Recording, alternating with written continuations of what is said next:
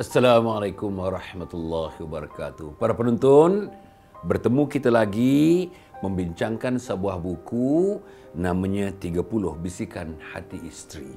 Dan kita sekarang sudah sampai kepada bisikan hati isteri yang keempat. Yang keempat dah para penonton. Apa dia? Wahai suamiku, bersikap romantik dan sayangilah isterimu ini. Berromantiklah dengan aku. Memberikan kata-kata, memberikan semangat kepadaku dengan penuh sifat-sifat romantik. Para penonton yang mati sekalian, romantik ini diperlukan oleh semua orang. Sifat romantik ada kepada semua orang. Sama ada kita boleh melahirkan atau tidak melahirkan, itu soal lain. Sama ada kita dapat melahirkan dengan sepenuh hati dan jiwa, itu soal lain. Sama ada kita dapat melahirkan dengan penuh sikap, dengan penuh kekuatan yang ada pada kita dan dibalas pula oleh suami, dibalas pula oleh isteri dengan romantik, tingkat romantik yang sama, itu lain. Tetapi apa yang saya nak sebut, semua orang boleh memaparkan sifat romantik. Daripada mana sifat romantik? Sifat romantik saya katakan daripada kepala turun ke hati. Ingat tadi, sifat romantik sebanyaknya dari hati. Bayangan daripada hati, daripada jiwa, daripada perasaan. Yang romantik maknanya bahasanya romantik, cara menuturnya romantik, cara memandang romantik, cara senyum romantik, cara menganggukkan kepala romantik, cara menghulurkan barang dengan romantik, cara menyambut pemberian romantik, cara menghulurkan pemberian romantik, cara menyuapkan makanan dengan romantik, cara membancuh air pun ada cara yang romantik. Cara menyajikan makanan sudah tentu ada cara-cara yang romantik. Dan cara-cara yang romantik ini, tangan seronok nak pegang, mata seronok nak pandang, telinga seronok nak dengar, hati seronok nak membayangkan kata-kata bahawa hati aku ni memang seronok melihat suasana yang penuh dengan ciri-ciri romantik itu. Oleh itu para penonton, romantik yang pertama ialah perkataan.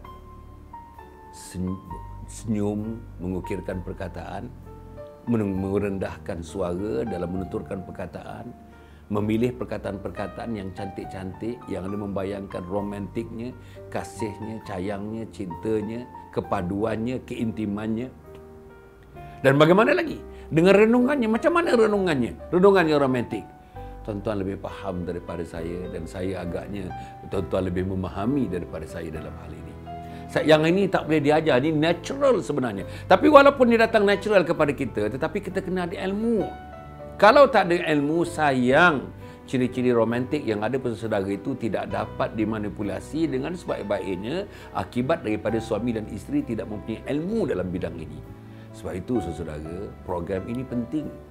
Sebab itu tuan-tuan, episod ini sangat penting. Sebab itu tuan-tuan, yang kita bincangkan sama ada bisikan hati isteri atau luahan perasaan suami adalah penting. Dan untuk kita pergi kepada yang hal-hal yang romantik ini, beberapa perkara yang perlu dilihat. Pertama, ungkapkan kecintaan dengan penuh rasa kasih sayang dan kecintaan dengan perkataan-perkataan yang betul-betul menggambarkan bahawa kita jatuh cinta kepada isteri dan kita jatuh cinta kepada suami. Nombor dua, cinta dahulu diri sendiri. Cintai dahulu diri sendiri. Kita tak boleh mencintai orang lain kalau tak cinta diri kita sendiri. Kita tak boleh sayang orang lain kalau tak sayang diri sendiri. Artinya, lengkapkan diri sendiri pada masa yang sama, bertatih-tatih untuk kita memanjangkan kasih sayang dan kecintaan itu kepada orang yang bersama dengan kita, namanya suami-suami kita bagi pihak isteri, isteri-isteri kita bagi pihak suami. Nombor dua. Nombor tiga, memperbanyakkan masa bersama. Cari. Memanglah tuan-tuan, macam saya, macam tuan-tuan perempuan memang sibuk. Kerja yang saya buat ni memang sibuk. Di luar rumah sibuk, dalam rumah sibuk. Orang datang jumpa saya datang jumpa orang. Berbagai-bagai. Kerana kerja saya macam juga suami-suami yang lain, saya rasa kerja berpandukan kepada hubungan dengan manusia-manusia lain. Maka apa pun kita mesti cari jalan untuk memperbanyakkan masa bersama dengan isteri. Yang keempat, tunjukkan melalui sentuhan. Sentuhan-sentuhan, pegang isteri kita, pegang tangan dia, ramas-ramas tangan dia, tak ada masalah.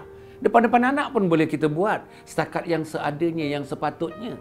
Yang tidak menunjuk-nunjuk sangat, tidak melampaui batas sangat-sangat. Biar anak perempuan menyaksikan mesranya isteri dengan ayah dan ibunya. Biar anak laki-laki merasakan bagaimana sentuhan ibunya kepada ayahnya yang menyebabkan ayahnya sudah kahwin 20 tahun tetapi subur mekar kasih sayangnya yang dipancarkan dan dipahami oleh anak-anaknya. Kemudian jangan lupa hari-hari istimewa. Kemudian tu sentiasa menghulurkan buah tangan. Ada saja buah tangan, ada saja pemberian yang menggambarkan bahawa ciri-ciri romantisme itu ada dalam kehidupan kita. Pandai memujuk, dan yang penting sekali ialah tidak lain dan tidak bukan apa yang kita lakukan dalam hal seperti ini. Tuan-tuan dan puan, saya nak ingatkan diri saya, nak panjangkan ingatan kepada tuan-tuan. Semakin tua kita, semakin berumur kita, ada orang kata dah lali lah. Ada orang kata nak tunjuk-tunjuk, malulah. Malulah nak pegang tangan dengan isteri. Malu apa, tuan-tuan? Saya dalam menuntut pelajaran di luar negara, 7 tahun setengah saya buat di negeri barat, di Amerika Syarikat. Saya tengok orang-orang di sana, tuan-tuan, yang tua-tua pun 70-80 jalan berpegang tangan bersama-sama suami dan isteri. Saya nampak agaknya di Malaysia ni suasananya tidak banyak begitu. Agaknya mungkin budaya kita tidak begitu. Tapi walaupun kita tidak berpegang tangan, tapi hati kita berpegang hati antara satu dengan lain.